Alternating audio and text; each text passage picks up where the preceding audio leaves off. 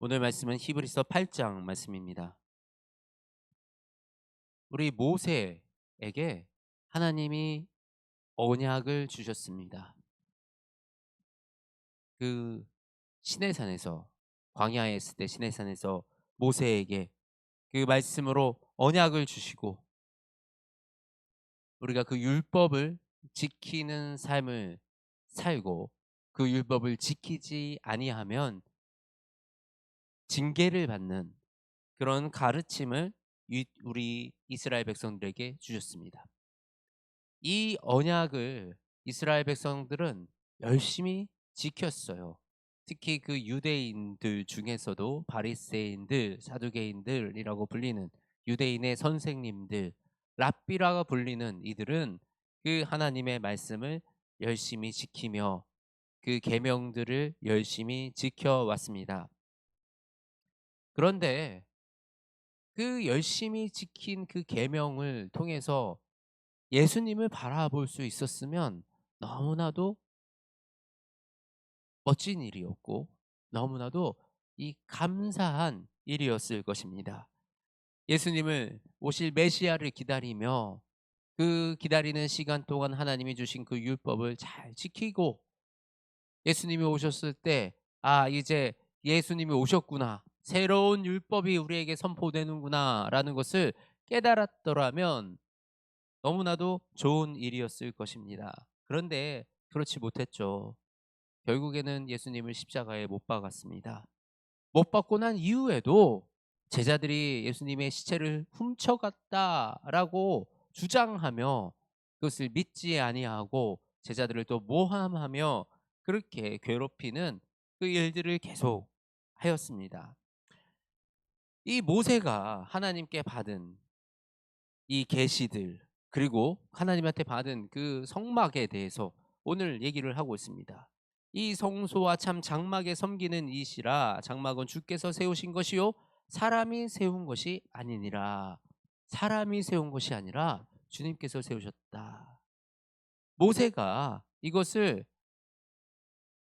하나님이 모세에게 보여준 그 5절입니다. 하늘에 있는 것의 모형과 그림자라 모세가 장막을 지으려 할 때 지시하심을 얻음과 같으니 이르시되 삼가 모든 것을 산에서 내게 보이던 본을 따라 지으라 하셨으니 보여주셨다는 거예요. 산에서 모세에게 본을 보여주셨어요. 그래서 그것을 보고 모세가 그 장막을 지은 것 결국은 모세가 기획하고 디자인한 것도 아니고요. 그것을 내가 생각해서 만들어가는 것도 아니고 온전히 하나님께서 알려주신 대로 지었다. 그렇게 우리는 처음 우리 하나님께 어떻게 예배드려야 되는지 하나님께 어떻게 죄를 용서를 구해야 되는지 이 모든 것을 하나님이 직접 가르쳐 주셨다 이겁니다. 그러면서 하나님이 우리에게 율법을 내려주셨죠. 그러면서 우리에게 언약을 주신 것입니다. 그 율법은 우리가 그 율법을 지키고 살아나아감으로 하나님의 백성으로 살아갈 수 있다. 너희는 내 백성이 될 수 있다라는 그 가르침을 주셨어요. 그런데 7 절에 뭐라고 얘기합니까? 첫 언약이 무흠하였더라면 둘째의 것을 요구할 일이 없었으려니와 만일에 이 첫 번째 하나님께서 가르쳐 준 그 율법이 완벽하고 그것이 무흠한 거였으면 둘째 언약은 필요 없었을 것이라라고 말씀합니다. 그런데 이 첫째 언약이 왜 완벽하지 못했습니까? 왜 무음하지 않았습니까? 이 율법이 무음하지 않았던 것입니까? 그렇지 않습니다. 우리가 이 잘못 이해하면 이제 첫 번째 언약은 끝났고 두 번째 언약이 주어졌으니 우리 첫 번째 언약은 지키지 않아도 되는구나라고 생각할 수 있습니다. 전혀 그렇지 않다라는 사실입니다. 첫 번째 언약은 지키지 않아도 되는 것이 아니라 첫 번째 언약은 잘못돼 있었던 것이 아니라 첫 번째 언약을 지켜가는 사람들의 방식과 그거를 해석하고 적용하는 우리 사람의 그 방식에 문제가 있었다라는 것입니다. 그렇기 때문에 사람의 노력과 사람의 의지와 사람의 이 행함으로는 도저히 선한 길로 갈 수가 없다. 도저히 선하지 않다라는 사실을 우리가 스스로 깨닫게 되는 것이 바로 이 예수 그리스도의 십자가 사건입니다. 그 하나님이 주신 법을 얼마나 감사합니까? 우리를 사랑하셔서 하나님이 "너희는 이렇게 살아라."라고 가르쳐 주신 거예요. 그래서 우리를 보호하시려고 한 거예요. 그렇게 살려고 노력하고 그걸 지키려고 열심히 살았건만 그 삶으로 인해서 우리는 또다시 하나님 앞에서 죄를 지을 수밖에 없는, 우리는 그런 악한 존재라는 것입니다. 그래서 그래서 우리 8 절에 "내가 이스라엘 집과 유다 집과 더불어 새 언약을 맺으리라." 하나님께서 새 언약을 맺겠다. 새 언약이 무엇입니까? 바로 우리 예수 그리스도로 말미암아 예수 그리스도를 통하지 않고는 하나님께로 올 자가 아무도 없다. 너희의 노력과 행위로 구원받는 것이 아니라 오직 은혜로 오직 예수 그리스도로 말미암아 너희가 구원을 얻으리라 라고 약속하신 것입니다. 우리에게 말씀하여 주신 겁니다.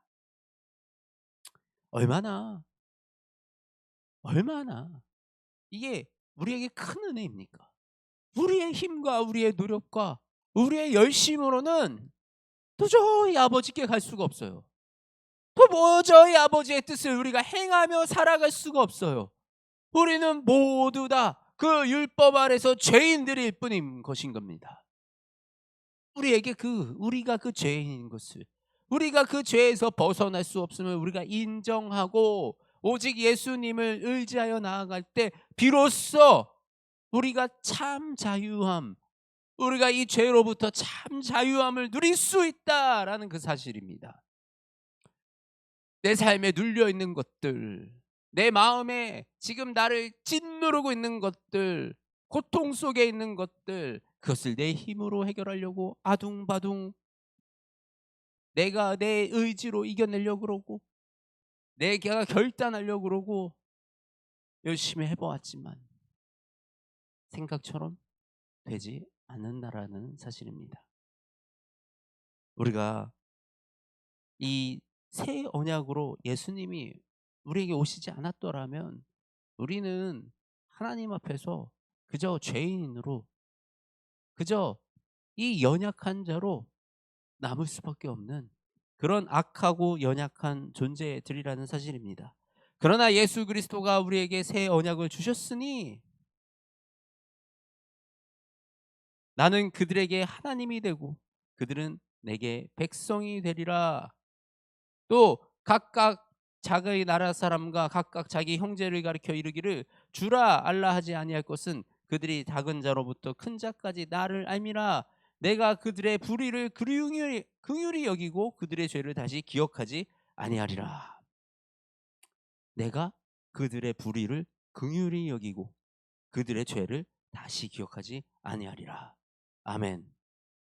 더 이상 더 이상 너희들의 죄를 묻지도 않겠고 그 죄를 기억하지도 아니하겠다라고 약속하신 이 약속, 우리가 이 약속을 의지해서 우리가 이 믿음으로 말미암아 예수 그리스도를 말미암아 예수님을 바라보면 내가 어떤 삶을 살았든지 어떤 죄를 지었든지 하나님이 더 이상 우리의 죄를 묻지도 않으시고 기억하지도 않으시겠다는, 이 얼마나 놀라운 은혜입니까? 이 은혜를 우리에게 주시는 거예요. 내가 어떤 상황에 있든지 어떤 아픔이 우리에게 있든지 어떤 길을 지나왔든지 이제는 예수 그리스도와 함께 다시 시작하는 저와 여러분이 되기를 원합니다. 예수님은 우리에게 하나님의 자녀되고 하나님의 백성 되는 그 자리를 내어주셨어요. 우리는 모두 형제 자매라. 예수 그리스도가 우리를 그렇게 만들어 주셨어요. 우리 이 예수님을 더욱더 의지하여 붙잡는 저와 여러분이 되기를 원합니다. 예수님만이 예수님만이 우리의 생명이시고 예수님만이 우리의 능력이십니다. 기도하시겠습니다. 예수님 감사합니다. 우리에게 너무나도 놀라운 은혜 도와여 주시며 우리를 위하여 이 십자가에 못 박히기까지 하나님의 그 약속을 이루시기 위하여, 그 모든 하나님의 뜻을 이루시기 위하여 순종하심으로 우리에게 와주신 우리 주 예수 그리스도를 우리가 바라봅니다. 우리의 연약함, 우리의 악함, 주님, 우리 예수 그리스도와 함께 십자가에 못 박았으니 아버지, 우리는 이제 예수님과 함께 이 땅을 살아나가기 원합니다. 아버지, 나의 능력, 나의 힘, 나의 생각이 아니라 예수님의 능력으로, 예수님의 생각으로, 예수님으로 이 땅을 살아나가기 원합니다.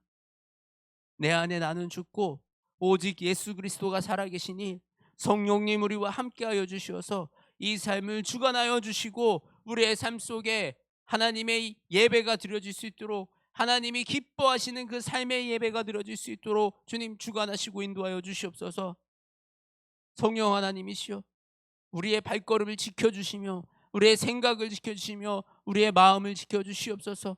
우리가 온전히 주님을 의지하여 이 땅을 살아나가는 그 백성으로 살아갈 수 있도록 우리를 세워 주시옵소서. 사랑이 많으신 우리 주 예수 그리스도의 이름으로 기도드립니다. 아멘.